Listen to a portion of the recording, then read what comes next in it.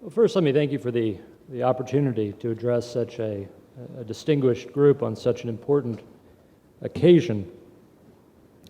I'd like to talk today about some of the new strategies that the United States is implementing with respect to the use of intellectual property law for development. The history of intellectual property in the United States actually goes back to the beginning with respect to development. It was a very strange thing in the 18th century when the founders of the country decided to make the implementation of intellectual property laws, patent and copyright, an integral part of the country's policies for developing the young country. Unfortunately, in many ways,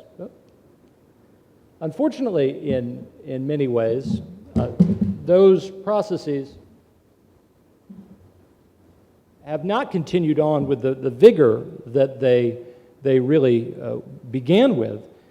The United States' systematic planning about how to integrate intellectual property into its economic development strategies has been very limited. As we'll see, recently, however, that's beginning to change. Before I talk about the United States specifically, I would just mention many countries, as has been observed, are adopting intellectual property strategies as part of an overall economic development strategy. And it's important to think about why. It's not just that intellectual property is very important for innovation. It obviously is. You can find in law review articles, in economic textbooks, this observation over and over again. Modern economic development is driven by technological innovation. Technological innovation is driven, at least in part, by intellectual property rights. So IP is very important to development, but a national strategy is important for other reasons. Without a national strategy, without a coherent effort to address by the nation intellectual property, there are bound to be a number of conflicts. In the United States, for example, executive branches of the government deal with intellectual property issues in criminal enforcement. Other judicial bodies handle issues of intellectual property. Administrative bodies like the Patent and Trademark Office. Without some sort of national coherence, these groups are often pursuing very different goals. For example, the Department of Commerce, when it thinks about intellectual property, is predominantly thinking about how to increase foreign trade. Right now, the United States Congress is considering creating a new copyright in broadcasts solely for the purpose of increasing foreign rights, solely for the purpose of increasing foreign trade. But the courts in the United States think about intellectual policy from an entirely different standpoint. Based on the constitutional formulations, the purpose of intellectual property is not to increase trade, but to promote science, to promote basic research, to produce creative expression. Those two goals are really different. Trade and science may operate according to different principles. Someone at a national level has to make a decision about how to make a coherent approach to all of these things. To give you one more example that's of great importance in the United States right now, the current implemented plans for national development include the Department of Homeland Security in the United States, which has a very broad overview of responsibilities, but includes preventing terrorism. The Department of Homeland Security has been pushing for aggressive enforcement of intellectual property laws as part of a desire to create a peaceful environment in the United States by catching criminals who are funding themselves using counterfeit goods, who are funding their endeavors by criminal infringement of intellectual property laws. Now, it's not immediately obvious how the classical goals of intellectual property, which include promoting science, promoting the arts, fit in with a goal of catching criminals through intellectual property law. And yet many of the laws currently moving through the United States Congress have as their basic rationale not the promotion of science and technology, but casting a wider net in order to stop potential criminal behavior because it's viewed as a part of national security. Now, national security is important for development too.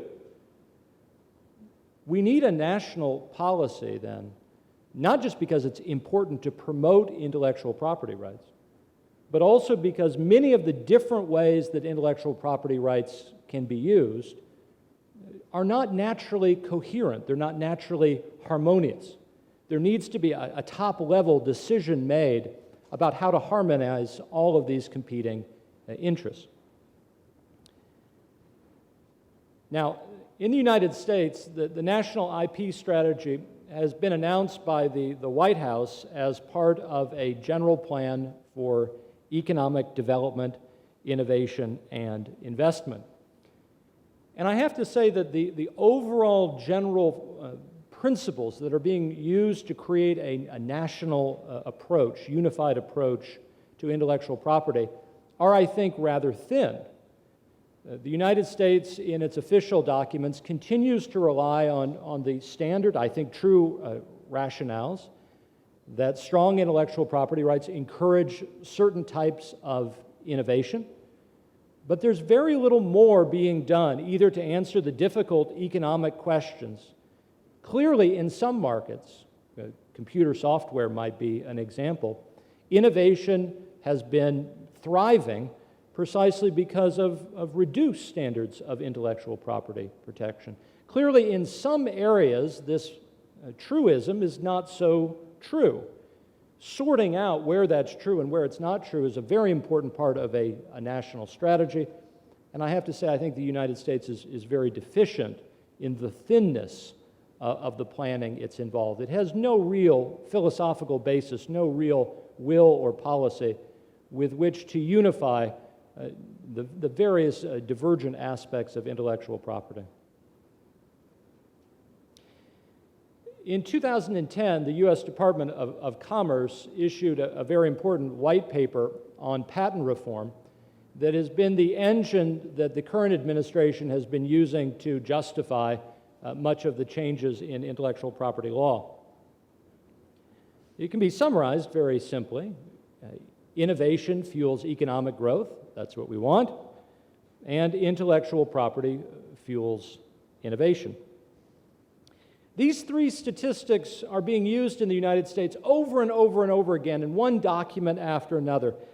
Technological innovation, it is said, is responsible for 75% of the growth of the United States economy since the end of World War II. In terms of employment, the average compensation in innovative, intensive sectors increased by 50% between 1990 and 2007, 2.5 times the national average. Also, an important survey that was done saying the ability to seize hold of, to establish one's intellectual property rights is a very important part of the funding decisions that investment managers make when deciding whether to fund a startup company, 76% of managers. The Department of Commerce also made the case that inefficient intellectual property rights cost the economy a great deal. They pointed out, and I think this makes common sense, that the economic measures show that if a startup company is not able to demonstrate clearly to investors that it has a solid hold on its intellectual property rights, its patents, its trademarks, its copyrights, that this delays investments. In other words, how efficiently the patent office works has a direct relationship to how fast capital enters the marketplace. Faster delivery of rulings on patent applications, faster patent prosecution means a faster evolution of the economy. The estimates on this, the costs of this foregone innovation because of a lack of investment in startup companies, the Department of Commerce put in the billions of dollars each year. Famously, another inefficiency economically in the United States is the high cost of litigation. As a former intellectual property attorney and litigator in the United States, I was responsible for this. Everyone in the law firm that I worked in knew that the highest cost, in our case, the highest benefit, for any form of litigation was patent litigation. It's estimated by the Department of Commerce that using litigation through courts is 50 to 100 times more expensive than the proposed administrative remedies that are being pushed in the United States today. That's a deadweight loss, arguably, to society. Of course, I'm also concerned about the attorneys. Myself, my old friends need their share, but I think we all agree that if the economy grows through this, this is a better way to do it. The actual average litigation costs are staggering in the United States. The Department of Commerce released this figure that said the average price of IP litigation is $5 million per $25 million of value litigated. That seems like a very unfair share for attorneys. But even worse is the 8-year lag in the resolution of validity matters that the drawn-out court system creates. The Department of Commerce's message to the American people and to the White House was we need to fix these things. We need to incorporate them into a plan, a national plan of development. And that plan was issued by the Obama administration in February 2011. The U.S. Strategy for American Innovation is the name of the document. Securing our economic growth and prosperity is its goal, and it was a joint production of the White House, the U.S. National Economic Council, the Council of Economic Advisors, and the Office of Science and Technology Policy. It's interesting to look, since this is an overall developmental strategy for the United States, at where IP fits into this. The top set of goals are building blocks for development, things like education. You have to educate a young generation before they can innovate. Also things like funding directly more fundamental basic scientific research. The central goal is phrased, I think, in an interesting way.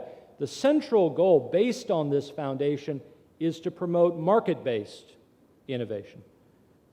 This is not surprising in the United States, but the idea is the strongest way to improve innovation is to strengthen the operation of the market. One of the other really important goals of the administration has to do with antitrust policy or competition law policy that the current administration believes needs to be reformed to promote development. But in the end, there are the administration says a chief central function for producing a market-based innovation is related to intellectual property rights. The goal of all of this is to produce certain technological breakthroughs that the administration believes will be important for the future. Energy, biology, nanotech, space, healthcare, and education. Interestingly, the new IP law pushed by the administration gives special favoritism to technologies in these categories. It proposes, as part of the changes to the patent system, that applications involving green technology, for example, be expedited as a way of carrying out these goals. I mentioned before that I thought the overall thinking was rather thin. This is a classic statement of the justification of intellectual property rights. Innovation is supported by intellectual property rights. Without intellectual property rights, you face the classic economic problem of free riding. Businesses will not invest as much as they should because they will hope that their rivals will do the work for them, and then they can steal those benefits away. The administration states IP rights provide critical incentives for commercial innovation. And then they offer what I think is actually a hint of a very interesting justification for intellectual property rights that goes beyond stimulating innovation. We hear that very frequently, Stimulating innovation is important. You create incentives that stimulates innovation. But they do offer one other justification. They say IP further allows new ideas to be traded between firms, finding their best uses in the marketplace. This relates, as I understand, I'm weak in my economics, but to the theories of Coase, which say essentially that it matters less where rights begin than that bargaining is cheap. That if bargaining between parties is cheap, rights will end up being held by the most efficient user of the rights. That's a very interesting justification for intellectual property, in addition to the idea of stimulating innovation itself, that part of what we need to do is not so much worry about to whom a right should be given, but to make sure that people can trade their rights easily. And that's become a real emphasis of the administration in terms of trying to resolve intellectual property rights more quickly, making the process quicker. Who cares in some sense whether you get it right or you get it wrong? What matters is that the most efficient user of the right can pay for it and gain it. And that's reflected in these goals. Public policy must ensure that innovators receive high-quality IP rights in a timely manner. There are two aspects to that the administration emphasizes over and over again. Time is of the essence. Time matters more. Quality matters, and what they mean by quality is how sure are you of the right. Quality is not who deserves the right. Quality is how sure you are once you get the right, so that this trading process can begin. The second clause of this statement also acknowledges something that is very difficult to incorporate into national policy. It's important that people have rights, but the administration says it's also important that the public retain access to information, access to basic science, and that there's room for healthy experimentation. I have to say that this, which is a truism, it's obviously true, that intellectual property rights exist as much to stimulate innovation, but also to protect the public domain of science and understanding. There's been very, very little work done in the United States at the national level to consider or to implement into policy protection of that valuable public domain, protection of the rights of healthy experimentation and public access. When it comes down to brass tacks, the White House has proposed two really basic approaches to the intellectual property portions of the development strategy. A reform of existing IP laws to reduce legal uncertainty, and support of the White House Intellectual Property Enforcement Coordinator. Right now, the United States Congress is in the middle of considering probably the most sweeping change to patent law since 1952, along with a raft of other very important IP legislation. This comes in response to the administration's basic plan for patent reform / processing time. The administration places enormous belief, again, that there is such a direct benefit that will flow from decreasing the amount of time in processing. Enable applicants to decide which of their applications will go forward first. Again, the idea here is very basic. We want capital to flow to people, but startup companies can't receive capital until they have patent rights, until they have trademark rights. So speed in everything is of the essence. Why, if a company has two patents going at the same time, should they both be treated at the same time? Allow them to choose which is most important to them. That's part of the proposals in the new laws as well. Grant a post-review process. Again, that's to stop this long, drawn-out 8-year period that often happens in the courts. For the first time in 2010, the United States also appointed a senior executive official to coordinate enforcement policy. If you think about all the things that the national government is involved in, all the people who came together to work with the coordinator, very disparate group of organizations: agriculture, commerce, health and Human Services, Homeland Security, Justice, and U.S. trade. As I mentioned before, the goals, the possibility of a coherent policy among all those groups is a very difficult thing to work out. If you're from the Department of Homeland Security, which is more important, stopping terrorism by creating rights to seize internet websites that might be harboring terrorist links, or maybe the Commerce would prefer to allow a freer kind of market with less threats of criminal risk as a way of encouraging the economy. It's this coordinator who's responsible for doing all this. And I have to say, if you buy into that notion that the subject matter differences, for example, between trade and internal intellectual property development are somewhat complicated, we really have not in the United States begun to address this problem at all. The coordinator has announced six policies, six basic goals, and it's a very thin set of policies. You can see the difficulties that she is struggling with. The most basic one is for the U.S. government itself to stop infringing. There was a survey done of governmental offices, and a majority of them were using infringing computer software. Things like that have to stop. The United States government is an enormous portion of the U.S. economy, and so if it stops infringing, that will have immediate benefits. Sharing of information is another important goal of the United States. Educating the public, receiving information from the public, using the public to assist in the process of enforcing intellectual property rights. Probably the action item that's received the most actual implementation is increased criminal enforcement.